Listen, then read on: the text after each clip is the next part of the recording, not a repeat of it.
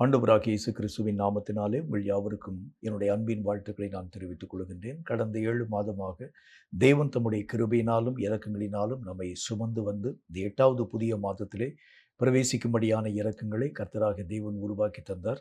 சென்ற மாதத்திலே பலவிதமான பிரச்சனைகள், வேதனைகள் நம்முடைய வாழ்க்கையிலே வந்த பொழுதிலும் கர்த்தராகிய தேவன் கண்மணியைப் போல நம்மை பாதுகாத்து இந்த மாதத்திலும் பிரவேசிக்கும்படியான புதிய கிருபைகளை உருவாக்கி தந்ததற்காக அவருடைய பரிசுத்தமுள்ள நாமத்தை நாம் யாவரும் இணைந்து துதித்து ஸ்தோத்தரித்து மகிமைப்படுத்த வேண்டியது அவசியம். இந்த மாதத்திலும் ஆண்டவராகிய தேவனால் கொடுக்கப்பட்டிருக்கக்கூடிய நல்ல வாக்குத்தத்தமான வார்த்தையை பற்றி நாம் கற்று உணர வேண்டியது அவசியமான ஒன்று.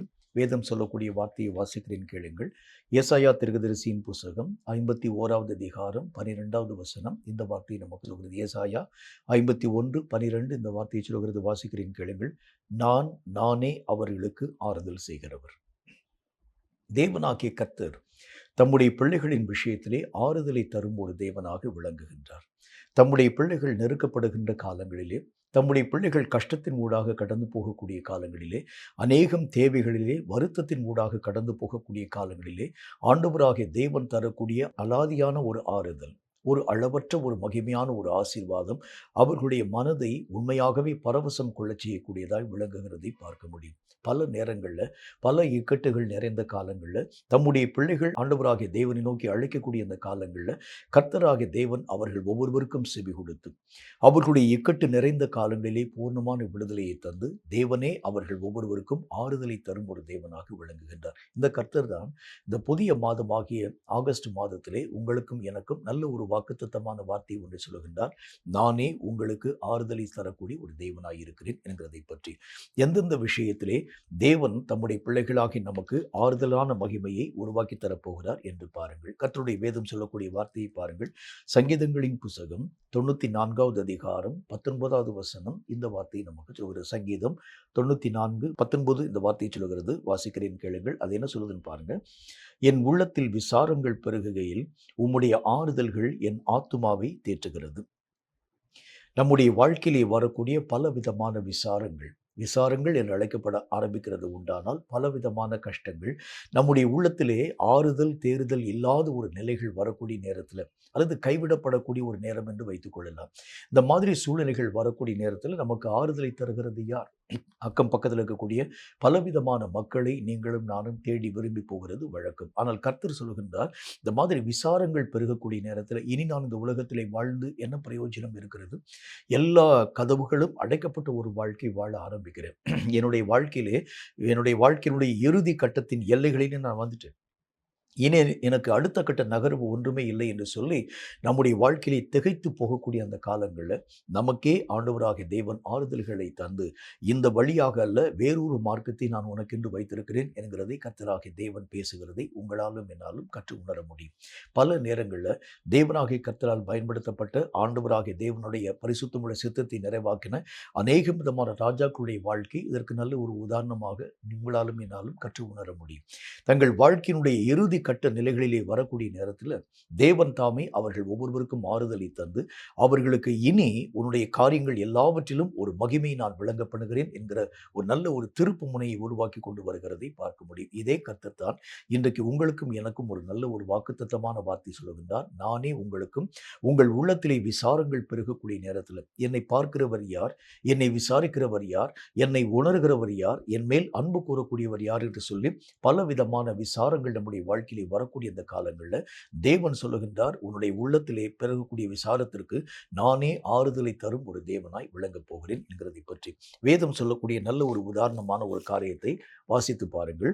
ஆதியாகம புஸ்தகம் 45வது அதிகாரம் அதில் 26, 27 ஆகிய வசனங்கள் இந்த வார்த்தையை நமக்கு சொல்கிறது. ஆதியாகமம் 45வது அதிகாரம் 26, 27 ஆகிய வசனங்களை நான் வாசிக்கிறேன் கேளுங்கள்.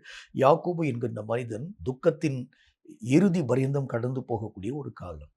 தன்னால் நேசிக்கப்பட்ட யோசேப்பு எங்கோ காணப்படாமல் போயிட்டான். இனி அவனை பற்றியதான எந்த விதமான காரியம் இல்லை. ஏன்னா அவன் வாழ்ந்த அந்த காலத்தில் யோசேப்பு என்கின்ற அந்த தன்னுடைய குமாரன் மேல் அளவற்ற ஒரு அன்பு செலுத்தக்கூடிய ஒரு மனிதனாய் விளங்கினான் யாக்கோபு. என்றாலும் கூட அவன் அவாந்தர வெளியிலே அநேக விதமான விலங்குகள்தான் மெய்யாகவே கொண்டு போடப்பட்டான் என்று அறிவிக்கப்படக்கூடிய சகோதரருடைய வார்த்தை நிமித்தமாக அவன் ரொம்ப துக்கத்தின் ஊடாக கடந்து போன அந்த காலங்கள். இனி யோசேப்பினுடைய முகத்தை நான் பார்க்கிறது இப்படி எல்லா காரியத்திலும் நான் அன்பு வைத்த என்னுடைய ஒரே குமாரனை, முக்கியமான அந்த மகனை நான் இழந்து போய்விட்டேன் என்று சொல்லி துக்கத்தின் இறுதி காலத்தின் ஊடாக கடந்து போகக்கூடிய நேரத்தில் ஒரு செய்தி யாக்கோபுக்கு முன்பதாக அறிவிக்கப்பட ஆரம்பிக்கிறது. வாசிக்கிறேன் பாருங்க. ஆதியாகமம் புத்தகம் 45 26 27 என்ன போட்டுக்கு பாருங்க. யோசேப்பு உயிரோடு இருக்கிறான், அவன் எகிப்து தேசத்துக்கு எல்லாம் அதிபதியாய் இருக்கிறான் என்று அவனுக்கு அறிவித்தார்கள். அவன் இருதயம் மூர்ச்சை அடைந்தது, அவன் அவர்களை நம்பவில்லை. அவனால் அந்த சந்தோஷத்தை தாங்க முடியல. மூர்ச்சை அடைந்ததுன்னு அர்த்தம், அவன் மயங்கி போகிறதை போல அவனுடைய உணர்விலே அவனை அறியாத ஒரு பரவசம், அவனை அறியாத ஒரு சந்தோஷம். செத்து போனான்னு சொல்லி இவ்வளவு நாள் நம்பி இருக்கக்கூடிய ஒரு மனிதன் உயிரோடு கூட இருக்கிறான் என்று சொல்லக்கூடிய செய்தி ஒரு பெரிய ஒரு பரவசத்தை உருவாக்கக்கூடியதாய் விளங்கிட்டு. தொடர்ந்து வாசிக்கிறேன் பாருங்க. 27வது வசனம். அவர்கள் யோசேப்பு தங்களுடனே சொன்ன வார்த்தைகள் யாவற்றையும் அவனுக்கு சொன்ன போதும் தன்னை ஏற்றிக்கொண்டு போகும்படி யோசேப்பு அனுப்பின வண்டிகளை அவன் கண்ட போதும் அவனுடைய தகப்பனாகிய யாக்கோபின் ஆவி உயிர்த்தது என்று வசனத்தில் பார்க்கிறோம். அப்படின்னா என்ன அர்த்தம்?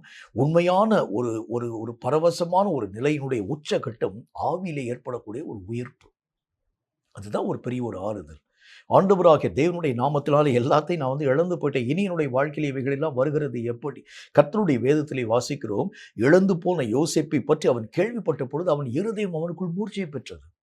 அதன் பின்பதாக அவன் அனுப்பின எல்லா வண்டிகளையும் கண்ட மாத்திரத்திலே அவன் ஆவி அவனுக்குள் மீண்டும் உயிர்த்தது என்று வசனத்தில் வாசிக்க முடியும். இப்படிப்பட்ட நம்ப முடியாத ஒரு காரியத்தை தான் ஆகஸ்ட் மாதத்திலே கர்த்தராகிய தேவன் உங்களுக்கும் எனக்கும் செய்ய போகிறாராம். எந்தெந்த காரியத்தை பற்றி உங்களாலும் என்னாலும் நம்பிக்கைக்கு அப்பாற்பட்டு ஒரு வாழ்க்கை வாழ ஆரம்பிக்கிறோம். இனி இது என்னுடைய வாழ்க்கையிலே நடக்கவே முடியாதக்கூடிய சாத்தியமே ஒன்றுமே இல்லை. எல்லா விதமான நிலைகளும் கைவிடப்பட்டிருக்கக்கூடிய ஒரு சூழ்நிலைகளின் ஊடாக நான் கடந்து போகிறேன். இனி இந்த காரியம் என்னுடைய வாழ்க்கையிலே வருகிறது என்பது முடியவே முடியாது என்று சொல்லி எந்த விஷயத்தை பற்றி நீங்களும் நானும் கவலை கொண்டு முடிஞ்சு போயிடுச்சு நினைச்சோமோ அவைகளை பற்றிதான செய்தி உங்களுடைய மனதை பரவசப்படுத்தும். அவைகளை நீங்கள் காணும் பொழுது உங்கள் ஆவியிலே ஒரு உயிர்ப்பை நீங்கள் உங்கள் வாழ்க்கையிலே பெற்றுக்கொள்ள போறீங்க. எந்தெந்த காரியங்களை பற்றி நீங்களும் நானும் அநேக விதமான நேரங்களில் துக்கத்தின் ஊடாக கடந்து போய் எல்லா நன்மைகளையும் இழந்து போன எனக்கு இனி ஒரு சுக வாழ்க்கை வருகிறது எப்படி? எல்லா விதமான வாசல்களும் அடைக்கப்பட்ட நிலைகளிலே இனி எனக்கு புதிய ஒரு மகிமை என்னுடைய வாழ்க்கையிலே உருவாக்கப்படுகிறது எப்படி? கர்த்தராகிய தேவன் எல்லா விதமான விஷயத்திலும் ஆறுதலை தரக்கூடிய ஒரு தேவன். ஆண்டவராகிய தேவன் ஆபிரகாமுக்கு ஒரு வார்த்தை ஒன்றை சொன்னார். இந்த வயது முதிர்ந்த அந்த காலத்திலே நான் உனக்கு ஒரு கர்ப்ப பிறப்பை உருவாக்குவேன் என்று. இது எப்படி என்னுடைய வாழ்க்கையில் நடக்கும்? ஆபிரகாமுக்கு சந்தேகம். இது எப்படி நடக்கும்? நான் வயது சென்று விருத்தாப்பியமாய் மாற்றப்பட்டிருக்கக்கூடிய இந்த காலங்களில் இது எப்படி என்னுடைய வாழ்க்கையிலே உருவாக்கப்பட முடியும்? ஏன்னா ஆபிரகாமுடைய மனதிலே காணப்பட்ட ஆழ்ந்த மனதிலே காணப்பட்ட அந்த கவலையை கர்த்தருடைய கண்கள் பார்த்தது. ஆண்டவராகிய தேவனுடைய நாமத்தினாலே இந்த சாராளுடைய மனதின் ஆழத்திலே ஒட்டியிருக்கக்கூடிய குழந்தை பாக்கியம் இல்லையே என்கின்ற அந்த கவலை கர்த்தராகிய தேவனுடைய கண்களிலே காணப்பட்டது. இவைகளை கண்ட கர்த்தர் அவர்களை பார்த்து ஒரு வார்த்தை சொல்லுகின்றார். இந்த வயது முதிர்ந்த அந்த காலத்திலே நான் உனக்கு ஒரு நல்ல ஒரு வழித்தோன்றல் ஒன்றை உருவாக்குவேன், உனக்கு ஒரு நல்ல ஒரு கர்ப்ப பிறப்பை தருவேன். நம்ப முடியாத இந்த ஒரு காரியத்தை கர்த்தராகிய தேவன் சொன்ன பொழுது ஆண்டவராகிய தேவனுடைய காரியங்களை ஏற்க அவங்களால முடியல. ஆண்டவராகிய தேவனுக்கு முன்பதாக ஆபிரகாம் நகைக்க ஆரம்பிக்கின்றார். சாராய் மெய்யாகவே நகைத்து நான் வயது சென்றவளாய் மெய்யாகவே காணப்பட்ட பொழுது இப்படிப்பட்ட காரியங்கள் என்னுடைய வாழ்க்கையிலே வருகிறது எப்படி என்கிறதை பற்றி கேட்கக்கூடிய நேரத்தில் கர்த்தராகிய தேவன் அவர்களுடைய நம்பிக்கைக்கும் அப்பாற்பட்ட விதத்திலே ஒரு புதிய ஒரு மகிமையை உருவாக்கக்கூடியவராய் விளங்க ஆரம்பித்தார். தேவனாகிய கர்த்தருடைய வாக்குத்தத்தத்தின்படியே ஈசாக்கு என்கின்ற ஒரு குமாரனை தந்து அவர்களுடைய வாழ்க்கையிலே காணப்பட்டிருக்கக்கூடிய அவமானத்தின் பெயர்கள் யாவற்றையும் அப்புறமாக்கக்கூடிய ஒரு தேவனாய் விளங்கினார். அதுதான் துக்கத்திலே ஆறுதல், விசாரங்களிலே ஆறுதல். நம்முடைய வாழ்க்கையிலே உள்ளே ஒட்டியிருக்கக்கூடிய பல விதமான விசாரங்கள் நம்மை நெருக்கி கொண்டு வரக்கூடிய நேரத்தில் நம்ப முடியாத தன்மைகளை கர்த்தராகிய தேவன் உருவாக்கி நீங்களும் நானும் எதிர்பார்க்க முடியாத ஆறுதலை உங்களுடைய வாழ்க்கையிலும் என்னுடைய வாழ்க்கையிலும் தருகிறேன் என்று கர்த்தராகிய தேவன் சொல்லுகின்றார். கேட்கும் கர்த்தருடைய பிள்ளையே, எதை பற்றி உங்கள் மனதிலே நீங்கள் விசாரம் கொள்ள ஆரம்பிக்கிறீங்க? எது உங்களுடைய மனதிலே உறுத்துதலாய் காணப்படக்கூடிய ஒன்றாக விளங்குகிறது? இன்றைக்கு ஆண்டவராகிய தேவன் சொல்லக்கூடிய நல்ல ஒரு வார்த்தையின் அடிப்படையில் இன்றோடு கூட உன்னுடைய வாழ்க்கையிலே காணப்படும் எல்லா துக்க முகங்களும் முடிந்து போயிற்று. இனி உன் வாழ்க்கையிலே தேவனாகிய கர்த்தராகிய நான் தரக்கூடிய ஆறுதலின் மகிமை உன் வாழ்க்கையிலே வருகிறது நீ பார்ப்பாய். இதை ஆண்டவராகிய தேவன் தம்முடைய வசனத்தின் மூலம் பேசுகின்றார். எந்த இடத்தில் நீங்கள் அத்தனை விதமான மக்களால் அவமானத்தின் ஊடாக கடந்து போக துவங்கினீர்களோ அதே இடத்தில் தேவன் நம்முடைய தலையை உயர பண்ணி எல்லா விதமான பிள்ளைகளுக்கு முன்பதாக யோசிப்பு மரித்து போறான் என்கிற செய்தியை கேட்ட யாக்கோபு எவ்வளவு தூரம் தன்னுடைய ஆவிலை நொறுங்கி போனாலும் அதே விதமாய் அந்த நொறுங்கி போன காரியத்திற்கு தக்கதாக அதற்கு அதிகமாக தேவன் ஆறுதலை உருவாக்கி யோசிப்பு உயிரோடு இருக்கிறான் என்கிற செய்தியை அறிவிக்கவும், யோசிப்பு அனுப்பின அந்த வண்டிகள் யாவற்றையும் கண்ட பொழுது உடைந்து போன ஆவி மீண்டும் உயிரிடக்கூடிய அந்த அனுபவத்தை கர்த்தருடைய நாமத்தினாலே அவன் பெற்றுக்கொண்டது மாதிரி எந்தெந்த காரியத்தில் நீங்கள் நொறுக்கப்பட ஆரம்பிச்சீங்களோ அதே இடத்தில் ஒரு உயிர்ப்பின் நிலைகளை தேவன் இந்த நாளிலே உருவாக்கி தந்து இந்த புதிய ஆகஸ்ட் மாதத்திலே புதிய மகிமையை புதிய ஆறுதலை உங்கள் வாழ்க்கையிலே கர்த்தர் உருவாக்கி தருவார் என்பதில் சந்தேகம் ஒன்றுமில்லை. கண்ணீரை துடைத்துக் கொள்ளுங்கள். உங்கள் வாழ்க்கையிலே வேதனைகளை கர்த்தராகிய தேவன் முடிவுற பண்ணி தம்முடைய மகிமையை இந்த மாதத்தில் ஆண்டவராகிய தேவன் விளங்கப்படுகிறதை கண்கூடாய் கண்டு கர்த்தருடைய நாமத்தை நீங்கள் மகிமைப்படுத்துவீர்கள். இரண்டாவது ஒரு காரியத்தை பாருங்க. ஏசாயா தீர்க்கதரிசியின் புஸ்தகத்துல 57வது அதிகாரம் 18வது வசனம் இந்த வார்த்தையை நமக்கு சொல்கிறது. ஏசாயா தீர்க்கதரிசியின் புஸ்தகம் 57வது அதிகாரம் 18வது வசனம் இந்த வார்த்தையை சொல்கிறது. வாசிக்கிறேன் கேளுங்கள். அது என்ன சொல்லுது பாருங்க. அவர்கள் வழிகளை நான் பார்த்து அவர்களை குணமாக்குவேன், அவர்களை நடத்தி திரும்பவும் அவர்களுக்கும் அவர்களிலே துக்கப்படுகிறவர்களுக்கும் ஆறுதல் அளிப்பேன். இரண்டாவது காரியமாய் கர்த்தருடைய வேதம் சொல்கிறதை போல துக்கப்படும் ஒவ்வொரு மக்களுக்கும் ஆறுதல். சகல விதமான வியாதி திடீரென்று வருகிறதுனாலே நம்மை அறியாத ஒரு துக்கம். இந்த வியாதிக்கு என்ன காரணம்? மருத்துவர்கள் எத்தனையோ அந்த காரியங்களை டெஸ்ட் பண்ணி பார்க்க ஆரம்பித்தாலும் அதனுடைய வழிமுறைகள் கண்டுபிடிக்கப்படவே இல்லை. இப்போ உங்களுக்கே தெரிஞ்ச ஒரு விஷயம் தான், உலக அரங்கில் எங்கெங்கோ இருந்து வரக்கூடிய கொடிய பயங்கரமான தொற்று நோய் கிருமிகள் இது எப்படி என்னுடைய வாழ்க்கையை பாதித்தது எனக்கு தெரியல. எப்படி இந்த காரியம் என்னுடைய வாழ்க்கையை உருவாக்கப்பட்டது எனக்கு தெரியல. என்றாலும் கூட இதற்காக எத்தனையோ மருத்துவ சிகிச்சையின் ஊடாக கடந்து போகக்கூடிய நேரத்தில் மருத்துவர்கள் கண்காணித்து என்னை பார்த்து சொல்றாங்க, இனி உன்னுடைய உயிருக்கு உத்தரவாதமே இல்லை என்கிறதை பற்றி பேசுகிறாங்க. நம்முடைய வாழ்க்கையிலே காணப்படக்கூடிய எல்லா நம்பிக்கையினுடைய காரியங்கள் யாவற்றையும் இழந்து போய் இனி அவ்வளவுதான் முடிஞ்சு போயிடுச்சு. வாழ்க்கையினுடைய இறுதி காலத்துல வந்துட்டு மருத்துவர்கள் பார்க்கக்கூடிய மருத்துவர்கள் ரொம்ப எல்லா காரியங்கள் யாவற்றையும் ரொம்ப ஆழமாய் அந்த காரியங்கள் யாவற்றையும் பரிசோதனை பண்ணி பார்க்கக்கூடிய இந்த மருத்துவர்களே சொல்லிட்டாங்க, இனி இவனுடைய வாழ்க்கையினுடைய நிலைகள் மாற்றப்படுகிறது முடியாது. அவ்வளவுதான், இந்த வியாதியிலே அவன் மரணத்தின் ஊடாக போயிடுவான். என்னுடைய துக்கத்தின் மேல் துக்கத்தின் ஊடாக நான் கடந்து போக ஆரம்பிக்கிறேன். என்னுடைய உள்ளமெல்லாம் உடைந்து போயிற்று. எசேக்கியா ராஜானுடைய வாழ்க்கையில் அப்படிப்பட்ட ஒரு காரியத்தின் ஊடாக அவன் கடந்து போக ஆரம்பிச்சான். வாழ்க்கையிலே வந்த அந்த கொடிய நோய் நிமித்தம் அவனுடைய உள்ளமெல்லாம் நொறுங்கி போயிற்று. கர்த்தராகிய தேவனை நோக்கி அவன் கண்ணீரோடு கூட ஜெபிக்க ஆரம்பிக்கிறான். ஆண்டவரே, நான் உமக்காக செய்த எல்லா விதமான நன்மைகளை உம்முடைய கண்கள் பார்க்கட்டும். எத்தனையோ விதமான ஜனங்கள் ஆண்டவருடைய நாமத்தினாலே பஸ்காவினுடைய பண்டிகைகளை ஆசரியாது இருக்கக்கூடிய அந்த காலங்களில் ஜனங்களுக்கு முன்பதாக நான் வார்த்தைகளை அனுமதித்து எல்லா ஜனங்களையும் பஸ்காவுக்காக ஆயத்தப்படுத்தின அந்த நிலைகளை பாரு. கர்த்தருடைய நாமத்திற்கு நான் பாராட்டின ஒவ்வொரு வைராகியத்தின் நிலைகளை பாரும் என்று சொல்லி எசேக்கியாவுடைய மனம் உடைந்து போனது மாதிரி இன்றைக்கு அநேகருடைய வாழ்க்கையிலே காணப்படக்கூடிய இந்த வியாதி நிமித்தம் உடைந்து போற மனதோடு கூட காணப்படக்கூடிய நம்முடைய வாழ்க்கை. ஜனங்களால் புறம்பே தள்ளப்பட்டிருக்கக்கூடிய ஒரு மனிதனாய் எல்லா மருத்துவத்திற்காக கையில் வச்சிருக்கக்கூடிய காசெல்லாம் செலவு பண்ணி இனி ஒன்றுமே செய்ய முடியாது என்று சொல்லக்கூடிய கடைசி நிலைகளிலே நாட்களை எண்ணிக்கொண்டிருக்கக்கூடிய நம்மை பார்த்து கர்த்தராகிய தேவன் சொல்கின்றார், நீ சாவிலே நின்று பிழைத்திரு என்று நான் உனக்கு சொல்கிறேன் என்று கர்த்தர் நமக்கு சொல்கின்றார். உன்னுடைய துக்கத்திலே நீ அவிழ்ந்து போகாத அளவிற்கு ஆறுதலை தரக்கூடிய தேவன்.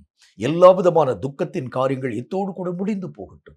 எல்லா விதமான துக்கத்திற்கும் சரியாக அதற்கு அதிகமாக நானே உனக்கு ஆறுதலை தரும் ஒரு தேவனாய் விளங்குகிறேன் என்று கர்த்தராகிய தேவன் தம்முடைய வசனத்தை மூலம் சொல்லிக் கொடுக்க ஆரம்பிக்கின்றார்.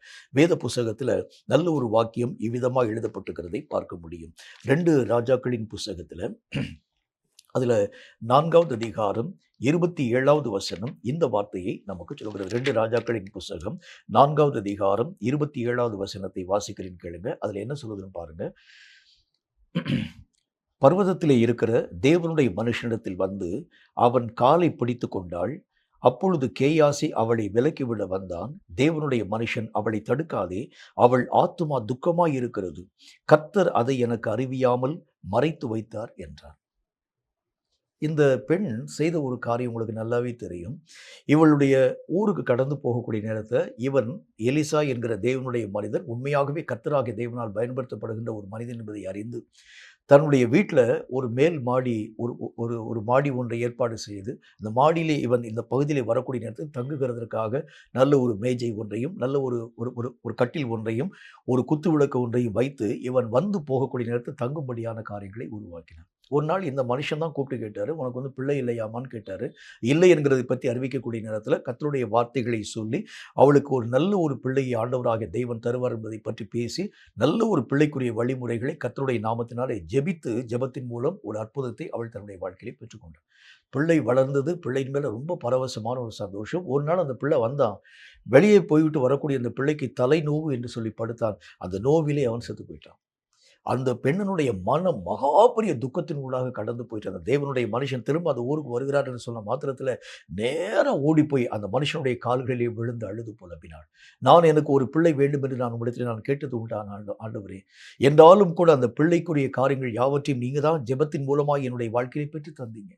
இந்த பிள்ளை வளர்ந்தது ரொம்ப ரொம்ப சந்தோஷமான ஒரு வாழ்க்கை வாழ்ந்தேன். ஆனால் ஒரு நாள் வரக்கூடிய அந்த நேரத்தில் தலை நோவு என்று படுத்தான். அப்படி படுத்தவன் படுத்த படுக்கையிலே மரணத்தின் ஊடாக கடந்து போயிட்டான். இனி அவனுடைய ஜீவனை பார்க்க என்னால் முடியவில்லை என்பதை பற்றி அழுது புலம்பி அறிக்கையிட்டு துக்கத்தோடு கூட காணப்படக்கூடிய அந்த ஸ்திரீ, கர்த்தராகிய தேவனுடைய நாமத்தினாலே அந்த பிள்ளையை எலிசா தீர்க்கதரிசி உயிரோடு கூட எழுப்பி தந்து, இழந்து போன ஆறுதலை கர்த்தராகிய தேவனுடைய நாமத்தினால் அவளுடைய வாழ்க்கையிலே அனுமதிக்கக்கூடியவனாய் விளங்குகிறதை பார்க்க முடியும். எவைகள் அவற்றையும் நாம் நம்முடைய வாழ்க்கையிலே இழந்து போயிருக்க ஆரம்பிக்கிறோமோ, கர்த்தராகிய தேவன் இந்த நாளிலே நமக்கு சுட்டி காண்பிக்கிறார். ஒருவேளை நம்முடைய ஆரோக்கியத்தை இழந்து போயிருக்கலாம், ஒருவேளை நம்முடைய உடைமைகளை நம்ம இழந்து போயிருக்கலாம், ஒருவேளை நம்ம செய்யக்கூடிய அந்த அந்த வேலைகளில் அநேக விதமான பிரச்சனை வந்ததுனால வேலை வாய்ப்பை நம்ம இழந்து போயிருக்கலாம். அதிகாரிகள் உங்களுக்கு விரோதமாய் குற்றமான வார்த்தைகளை பேசி உங்களை வந்து, அதாவது அந்த வேலையினுடைய காரியங்களை விட்டு வேண்டாம்னு சொல்லி நம்மளை வந்து அந்த காரியங்கள் யாவற்றையும் அப்புறமாக்கி இருக்கிறத பார்க்க முடியும். ஆனால் கர்த்தர் சொல்லுகின்ற இழந்து போன எல்லா விதமான விஷயங்களையும் திரும்ப தருகிறதுனாலே உன்னுடைய மனம் ஆறுதலை பெறக்கூடிய அளவிற்கான கிரியைகளை இந்த மாதத்தில் நான் உருவாக்கி தரப்போகிறேன். எதை குறித்து நீ துக்கப்பட ஆரம்பிக்கின்றாய்? எது உன்னுடைய வாழ்க்கையிலே விசனமாய் காணப்படுகிறது?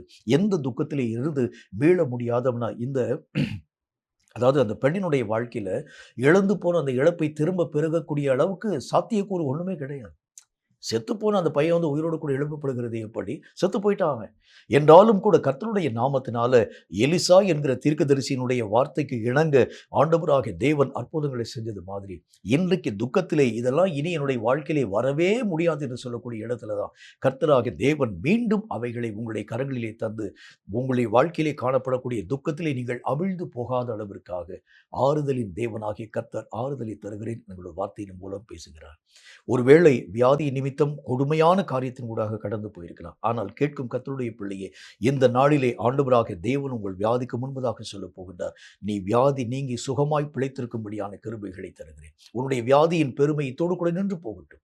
எல்லா விதமான இழந்து போன ஆரோக்கியத்தை திரும்ப நான் உனக்கு தருகிறேன் என்று சொல்லக்கூடிய வார்த்தை நிமித்தம் உங்கள் மனம் உங்களை அறியாமல் ஆறுதலின் ஊடாக கடந்து போகிறதை பார்க்க முடியும். எந்தெந்த காரியத்திலே துக்கமோ, நெருக்கமோ, இழப்போ எது நம்முடைய வாழ்க்கையிலே வர ஆரம்பித்தாலும் தேவன் தரக்கூடிய ஆறுதல்னால மகா பெரிய உன்னதமான மகிமையை கேட்கும் உங்களுடைய வாழ்க்கையிலே கர்த்தராகிய தேவன் தந்து நன்மையான ஆறுதல்களை தேவன் உங்கள் வாழ்க்கையிலே உருவாக்கி தருவார் என்பதில் சந்தேகம் ஒன்றுமில்லை. மூன்றாவது ஒரு காரியத்தை பற்றி கர்த்தருடைய வேதம் என்ன வார்த்தை சொல்கிறது என்று பாருங்கள். 2 கொரிந்தியரின் புஸ்தகத்தில் அதில் 7வது அதிகாரம் 6வது வசனம் இந்த வார்த்தையை நமக்கு சொல்கிறது. 2 கொரிந்தியரின் புஸ்தகம் 7வது அதிகாரம் 6வது வசனம் இந்த வார்த்தையை சொல்கிறது. வாசிக்கிறேன், கேளுங்கள். அது என்ன சொல்லுங்க பாருங்க. ஆகிலும் சிறுமைப்பட்டவர்களுக்கு ஆறுதல் செய்கிற தேவன் தீத்து வந்ததினாலே எங்களுக்கு ஆறுதல் செய்தார். கர்த்தராகிய தேவனுக்கு பெயர் சிறுமைப்பட்டவர்களுக்கு ஆறுதல் தரக்கூடிய ஒரு தேவன். வாழ்க்கையிலே பல விதமான நேரங்களில் நம்மை அறியாமல் வரக்கூடிய பல விதமான சிறுமையான அனுபவங்கள், ஒருவேளை மக்களால் புறக்கணிக்கப்படக்கூடிய நிலைகள் நம்முடைய வாழ்க்கையில் வரும்பொழுது ஒரு சிறுமையான ஒரு அனுபவம். இவனுடைய முகத்திலே விழிக்கிறதை காட்டிலும் நாங்கள் இவனுக்கு முன்பதாக வராதிருக்கிறது மேன்மை என்று சொல்லி நம்முடைய காதுபட பேசக்கூடிய வார்த்தைகள் நம்முடைய மனதிலே மகா பெரிய சிறுமையான காரியங்களை உருவாக்க ஆரம்பிக்கிறதை பார்க்க முடியும். நமக்கு எதிராக பேசப்படக்கூடிய அநேக விதமான மக்கள் நம்முடைய மனம் உடைய பண்ணக்கூடிய அளவிற்காக அந்த சிறுமை நிமித்தமாக துக்கத்தின் மேல் நீங்களும் நானும் கடந்து போய், நான் ஏன் இந்த உலகத்திலே வாழ்க்கையின் ஊடாக கடந்து போகணும், எல்லா மக்களுக்கும் நன்மையான காரியங்கள் இருக்கக்கூடிய இந்த உலகத்தில் நான் மட்டும் ஏன் இப்படிப்பட்ட ஒரு தீமையின் ஊடாக கடந்து போக வேண்டும்? என்னை பார்க்கக்கூடிய மக்கள் எல்லாம் அற்பமாய் பார்க்கிறாங்க. எனக்கு எனக்கு முன்பதாக நிற்கக்கூடிய மக்கள் எல்லாம் எனக்கு உண்டான எல்லா நன்மைகளை எடுத்துக்கொள்கிறார்களே தவிர என்னை அவர்கள் மெய்யாகவே உயர்த்தக்கூடாத ஒரு மக்களாக, என்னை பற்றி மேன்மைப்படுத்தாத ஒரு மக்களாக, என்னை எந்த அளவிற்கு கேவலப்படுத்த முடியுமோ அந்த அளவிற்கு கேவலமான காரியத்தின் ஊடாக நடத்தி கொண்டு போகக்கூடிய நிலைகளை நாங்கள் எங்களுடைய வாழ்க்கையிலே பார்க்கிறோம். நிறைய பேருடைய வாழ்க்கையில் இந்த அனுபவங்களை உங்களாலும் என்னாலும் மெய்யாகவே சந்தித்திருக்க முடியும். கர்த்தராகிய தேவன் இன்றைக்கு சொல்லுகின்றார், சிறுமைப்படக்கூடிய ஒவ்வொரு மக்களுக்கும் ஆறுதலை தரும் நல்ல தேவன் இந்த புதிய மாதத்தில் உங்களுடைய வாழ்க்கையிலும் ஆறுதலை தரப்போகின்றார். எந்தெந்த இடத்துல சிறுமையின் காலங்கள் உங்களுடைய வாழ்க்கையிலே வந்ததோ, எந்தெந்த இடத்துல மக்களால் நீங்களும் நானும் புறக்கணிக்கப்பட மெய்யாகவே படக்கூடிய ஒரு மக்களாய் விளங்கினோமோ, எந்தெந்த இடத்திலே உங்களை அறியாத ஒரு வேதனையும் துக்கமும் நம்முடைய வாழ்க்கையிலே வர துவங்கிற்றோ, அநேகம் விதமான மக்கள் இவனுடைய முகத்திலே வெளிக்காதிருக்கிறது நல்லது என்று சொல்லி உங்களுடைய காதுபட பேசி உங்கள் மனதை உடையப்படக்கூடிய நிலைகள் எங்கெங்கே உருவாக்கப்பட்டதோ, கர்த்தர் இந்த நாளிலே நம்மை பார்த்து ஒரு நல்ல ஒரு வார்த்தை சொல்கின்றார். சிறுமைப்படுத்தப்படக்கூடிய ஒவ்வொரு நிலைகளிலும் நானே உனக்கு ஆறுதலை தரும் ஒரு தேவனாய் விளங்குகின்றேன் என்கிறதை பற்றி வேதம் சொல்லக்கூடிய நல்ல ஒரு வார்த்தையை பாருங்கள். ஆதியாகம புத்தகத்தில் 41வது அதிகாரம் 52வது வசனம் இந்த வார்த்தையை நமக்கு சொல்கிறது. ஆதியாகமம் 41:52 இந்த வார்த்தையை சொல்கிறது. வாசிக்கிறேன், கேளுங்கள். நான் சிறுமைப்பட்டிருந்த தேசத்தில் தேவன் என்னை பலுக பண்ணினார் என்று சொல்லி இளையவனுக்கு எப்ராயிம் என்று பெயரிட்டான். யோசேப்பு அந்நிய தேசத்திலே சிறையாய் விற்கப்படக்கூடிய ஒரு நேரம். தன்னுடைய சொந்த வாழ்க்கையினுடைய அந்த காலங்களை நினைவிலே கொண்டு அந்த யோசேப்பு எப்படிப்பட்ட ஒரு வாழ்க்கையை வாழ்ந்தான்?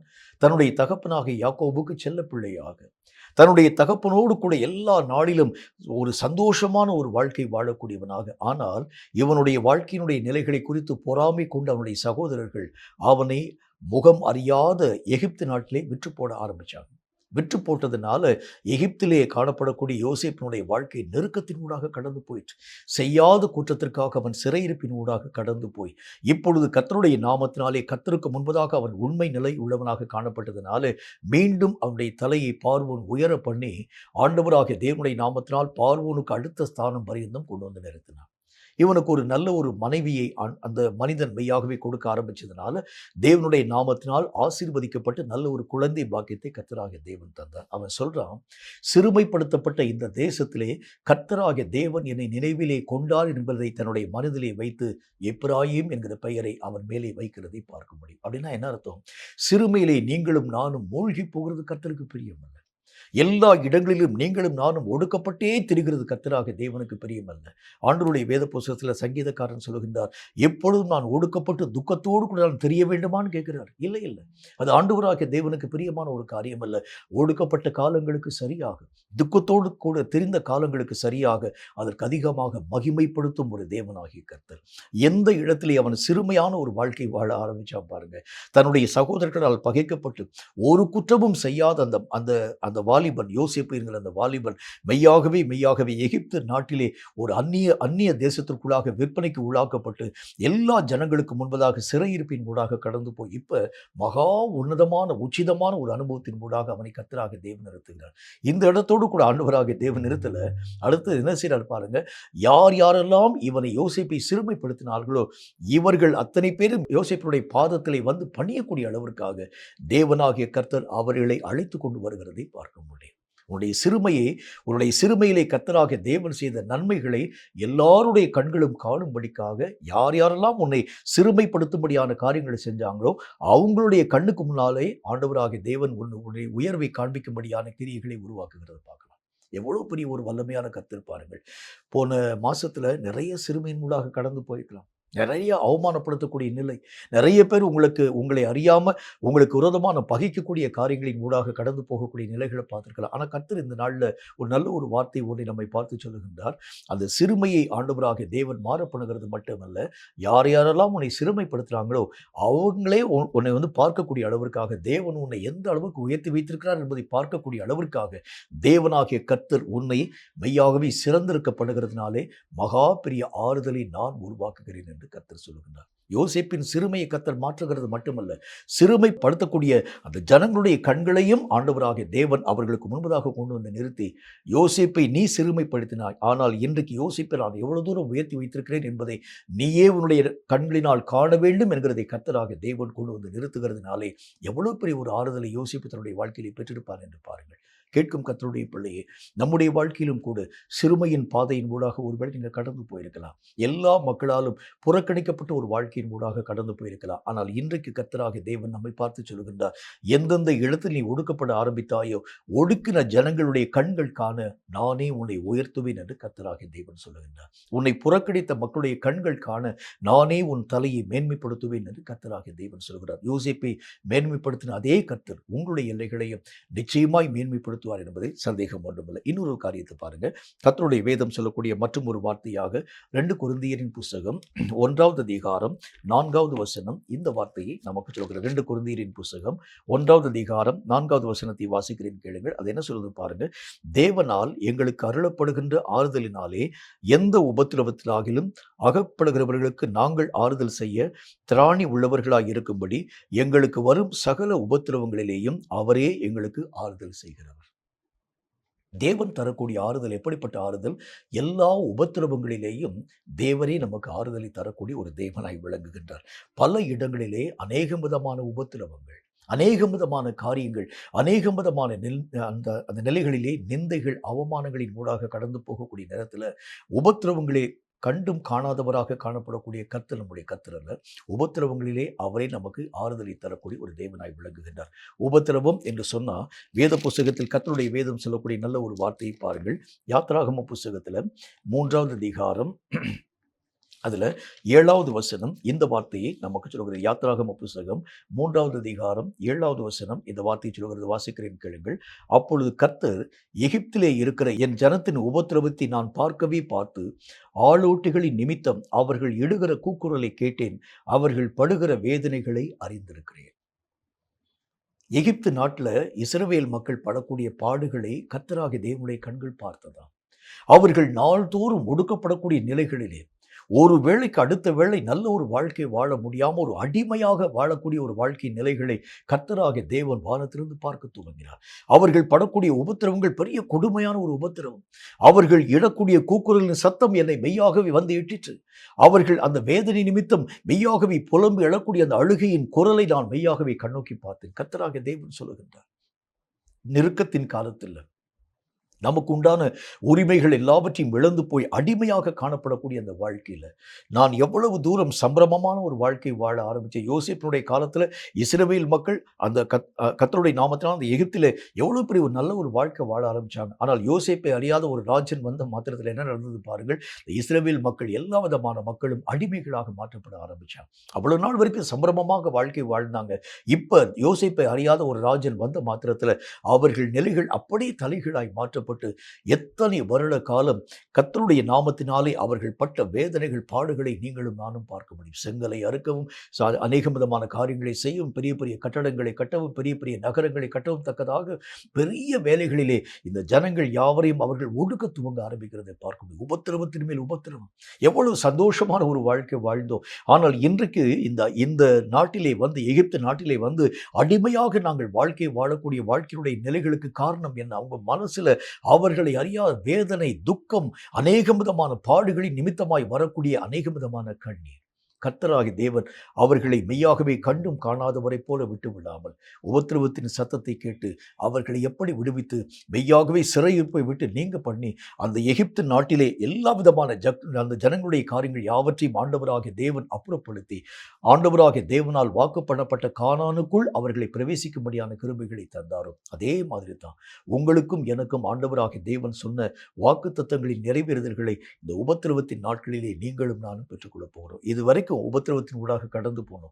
ஆனால் இன்றைக்கு ஆண்டவராகிய தேவன் தரக்கூடிய ஆறுதல்னால தேவனுடைய வாக்கு தத்தத்தின் நிறைவேறுதல்களை நாம் நம்முடைய வாழ்க்கையில பெற்றுக்கொள்ளப் போகின்றோம். இந்த உபத்திரவங்கள் எல்லாவற்றையும் முடிவடைய பண்ணி வாக்கு தத்தம் பண்ணப்பட்ட நாளாகிய கானானுக்குள் உங்களையும் என்னையும் அழைத்துக் கொண்டு போகக்கூடிய கர்த்தர் உங்கள் உபத்திரவத்தை கண்டு ஆறுதலை தந்து மெய்யாகவே கர்த்தருடைய ஆசீர்வாதத்தினாலே நல்ல ஒரு செழிப்பான ஒரு பூமியிலே கொண்டு போய் உங்களை நிறுத்துவார் என்பதில் சந்தேகம் ஒன்றுமில்லை. உங்களுக்கே நல்லா தெரிஞ்ச ஒரு காரியம் தான். அந்த நாட்டை பற்றி கர்த்தராகிய தேவன் பேசும்போது அவர் சொல்லுகின்றார், நீங்க எந்த விதமான ஒரு காரியத்தையும் செய்யாம வானத்தை பார்க்கக்கூடிய ஒரு பூமியாய் இருக்கிறதுனால உங்கள் கால்களினால் எல்லா விதமான விளைவுகளையும் நீங்கள் மெய்யாகவே அந்த காரியங்கள் யாவற்றையும் பெற்றுக்கொள்ளக்கூடிய அளவிற்கு அது உங்களுக்கு சம்பிரமமாய் செழிப்பான காரியங்களை கொடுக்கக்கூடிய நல்ல ஒரு தேசத்தை நான் உங்களுக்கு என்று தருகின்றேன். நீங்க பட்ட உபத்திரவத்துக்கு சரியான ஒரு காரியம் அல்ல. அதற்கு அதிகமான மகிமையான ஆசீர்வாதங்களை நான் உங்களுடைய வாழ்க்கையிலே தருகின்றேன். அந்த எகிப்து மாதிரி வேற ஒரு நாட்டை அல்ல, எகிப்தை காட்டிலும் பல மடங்கு உயர்த்தப்பட்ட கானான் நாட்டை நான் உங்களுக்கு தருகின்றேன். நீங்க நினைக்காது இருக்கக்கூடிய அநேக விதமான செழிப்பான ஒரு வாழ்க்கை உங்கள் வாழ்க்கையாய் மாற்றப்படக்கூடிய நிலைகளின் ஊடாக உங்களை நான் அழைத்துக் கொண்டு போகின்றேன். அதுதான் தேவன் தரக்கூடிய ஆறுதல். ஒரு காரியத்தை கர்த்தராகிய தேவன் நமக்கு நம்முடைய வாழ்க்கையை விட்டு எடுக்கிறது உண்டானால் அதுக்கு ஈக்குவலா ஒரே ஒரு விஷயத்தை தருகிறது இல்லை. தேவன் தரும்பொழுது ஒரு காரியத்தை கர்த்தராகிய தேவன் எடுத்தால் அதை போல பல மடங்கு நம்முடைய வாழ்க்கையை திரும்ப தருகிறதை பார்க்க முடியும். யோபுனுடைய வாழ்க்கையிலே சில விஷயங்களை கர்த்தராகிய தேவன் எடுத்தால், ஆனால் கர்த்தராகிய தேவன் தரும்பொழுது எப்படி தருகிறார் பாருங்கள், 2 மடங்கான நன்மைகளை அவருக்கு தருகின்றார். அதே மாதிரி தான் சில நன்மைகள் நம்முடைய வாழ்க்கையை விட்டு விலக்கப்பட ஆரம்பித்தால், இப்பொழுது கர்த்தராகிய தேவன் ஆறுதல் படுத்தும் தேவன் அந்த நன்மைக்கு ஈடான நன்மைகளை அல்ல, நன்மைகளை காட்டிலும் இரட்டிப்பான மடங்கான ஆசீர்வாதங்களை நமக்கு தருகின்றார். எகிப்தை போல மற்றொரு நாடு அல்ல, எகிப்தை காட்டிலும் செழிப்பு நிறைந்த ஒரு தேசமாக காணப்படக்கூடிய கானானுக்குள் அவர்களை பிரவேசிக்கும்படியான சூழ்நிலைகளை கர்த்தர் உருவாக்கினார். கேட்கும் கர்த்தருடைய பிள்ளையே, எது நிமித்தமாக உபத்திரவத்தின் ஊடாக நீங்க கஷ்டப்படுறீங்க? எது நிமித்தமாக அநேக விதமான விசாரங்களின் ஊடாக நீங்க கடந்து போறீங்க? எது நிமித்தமாக துக்கத்தின் ஊடாக நீங்க கடந்து போக ஆரம்பிக்கிறீங்க? சிறுமைப்படக்கூடிய அநேக விதமான காலங்கள் நம்முடைய வாழ்க்கையில வந்திருக்கலாம். தேவன் இன்றைக்கு நம்மை பார்த்து சொல்லுகின்றார், இந்த புதிய மாசத்துல உங்களுடைய வாழ்க்கையிலே விசாரங்கள் வர ஆரம்பித்தாலும், சிறுமையின் ஊடாக கடந்து போக ஆரம்பிச்சாலும், துக்கத்தின் ஊடாக கடந்து போக ஆரம்பிச்சாலும், உபத்திரவங்களின் மேல் உபத்திரவங்கள் நம்முடைய வாழ்க்கையிலே கடந்து போக ஆரம்பித்தாலும், ஆறுதலை தரும் தேவனாகிய கர்த்தர் இந்த மாதத்தின் எல்லா நாட்களிலும் உங்களோடு கூட வந்து எந்தெந்த இழப்புகள் உங்களுடைய வாழ்க்கையிலே வந்ததோ அவைகளெல்லாம் அதற்கு ஏற்ற வண்ணமாய் கர்த்தராகிய தேவன் தராமல் இரட்டிப்பாய் 3 மடங்காய் 5 மடங்காய் ஆண்டவராகிய தேவன் தருகிறதுனாலே உங்களை அறியாத ஆறுதலையும் சமாதானத்தை உங்கள் வாழ்க்கையிலே இந்த மாதத்தின் எல்லா நாட்களிலும் கர்த்தர் தருவார் என்பதில் சந்தேகம் ஒன்றுமில்லை. கேட்கும் கர்த்தருடைய பிள்ளையே, ஆண்டவராகிய தேவனுடைய ஆறுதலுக்காய் காத்திருங்கள். இந்த மாதத்தின் ஒவ்வொரு நாளிலும் தேவன் தரக்கூடிய ஆறுதலினாலும் நன்மையினாலும் நீங்கள் கட்டாயம் நிரப்பப்படுவீர்கள் என்பதில் சந்தேகம் ஒன்றுமில்லை. தலைகளை தாழ்த்தி கண்களை மூடி கர்த்தரை நோக்கி நாம் ஜெபிப்போம். எங்களை அதிகமாக நேசிக்கிற எங்கள் அன்பின் பரலோக பிதாவே, உம்மால் உரைக்கப்பட்ட இந்த பரிசுத்தமுள்ள வார்த்தைக்காக ஸ்தோத்திரம். நானே உங்களுக்கு ஆறுதலை தரக்கூடிய தேவன் என்பதை பற்றி பேசினேன். விசாரங்கள் பெருகும் பொழுது வரக்கூடிய ஆறுதலை தரவும், துக்கப்படக்கூடிய நேரங்களில் எங்களுக்கு ஆறுதலை தரவும், சிறுமையின் காலங்களில் எங்களுக்கு ஆறுதலை தரவும், உபத்திரவங்களின் நேரங்களில் எங்களுக்கு ஆறுதலை தரவும் தக்கதாக இந்த புதிய மாதத்திலே சகல ஆறுதல்களினாலே எங்களை நிரப்பித் தருவேன் என்று கர்த்தராகிய தேவன் பேசினேன். எவைகள் எல்லாவற்றையும் சென்ற 7 மாதங்களிலே நாங்கள் இழக்க கொடுத்தோமோ அவைகளெல்லாம் 2 மடங்கு 3 மடங்காய் திரும்ப பெறத்தக்கதான புதிய ஆறுதலின் தேவன் எங்களுடைய வாழ்க்கையிலே புதிய நன்மைகளை இந்த மாதத்தில் தரப்போவதற்காய் ஸ்தோத்திரம். கேட்ட உம்முடைய பிள்ளைகளுடைய வாழ்க்கையிலே இனி துக்கத்தின் மேல் துக்கத்தின் ஊடாக கடந்து போகாமல் சமாதானத்தையும் நன்மையும் அவர்கள் தங்கள் வாழ்க்கையிலே பெற்றுக்கொண்டு தேவன் தரும் ஆறுதலிலே அவர்கள் பூர்ணமாய் நிரப்பப்பட்டு உம்முடைய நாமத்தை அவர்கள் மகிமைப்படுத்த கிருபை தந்து ஆசீர்வதிக்க வேண்டும் என்று இயேசு கிறிஸ்துவின் நாமத்தினால் வேண்டிக் கொள்கிறோம் எங்கள் பரிசுத்தமுள்ள நல்ல பிதாவே. ஆமென், ஆமென். இந்த வார்த்தைகளை கேட்டு உங்கள் ஒவ்வொருவரையும் கர்த்தர் மெய்யாகவே அளவில்லாமல் ஆசீர்வதிப்பாராக. துக்கத்தின் ஊடாக கடந்து போன உங்களுக்கு ஆறுதலை தந்து இந்த மாதத்தின் எல்லா நாட்களிலும் தேவன் தரக்கூடிய நன்மையினால் உங்கள் எல்லைகளை திருப்தியாக்குவார் என்பதில் சந்தேகம் ஒன்றுமில்லை. கர்த்தர் தாமே உங்களை ஆசீர்வதிப்பாராக. ஆமென்.